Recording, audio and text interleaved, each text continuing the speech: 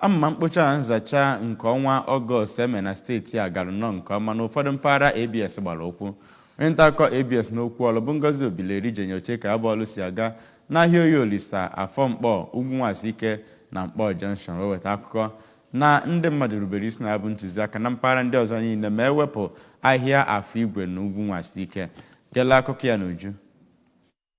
Ahịa ndị agagasịrị mbọsị a na-eme ya bụ mkpocha na nzacha gụnyere afịa Oyolisa, Afọmkpọ na Mkpọ Junction bụ ebe a chọpụtara na ọnụkwụ a na-eregasị ahịa bụ ihe akpochigara akpochi, ebe a hụrụ ndị mmadụ ka ha na-ekpochapụsị ọwa mmiri ma na-asụchasị ahịhịa dị n'ihu ụlọ na ebe ha na-azụ ahịa. Ka ọ na-agwa ndị ABS okwu, ka onye isi ọchịchị nchere oge nke Okpuruochichi Idemili bụ Chief Chuks Brown Igboanụ akọwara na ha na-enwe nnọọ agamnihu na nsonye ndị mmadụ na-esonye ikpoche na ịzacha ebe ha bi na ebe ha na-azụ ahịa ma ọnwa gwụ, nke ọ kọwara na ndị mmadụ nupụtara nnọọ n'igwe isonye na ya bụ mmemme nke ọnwa. Chief Igboanụ akọwaziri na ha ga-eme ihe ọbụla ha nwere ike ime ịhụ na ebumnobi Gọvanọ Chukwuma Soludo bụ ịhụ na enwere ebe na-acha akwụkwọ ndụ na ebe dị ọcha maka ndị Anambra, na ha ga-eme ihe ọbụla ha nwere ike ime ịhụ na enwetara ya. Ọ kọwakwara na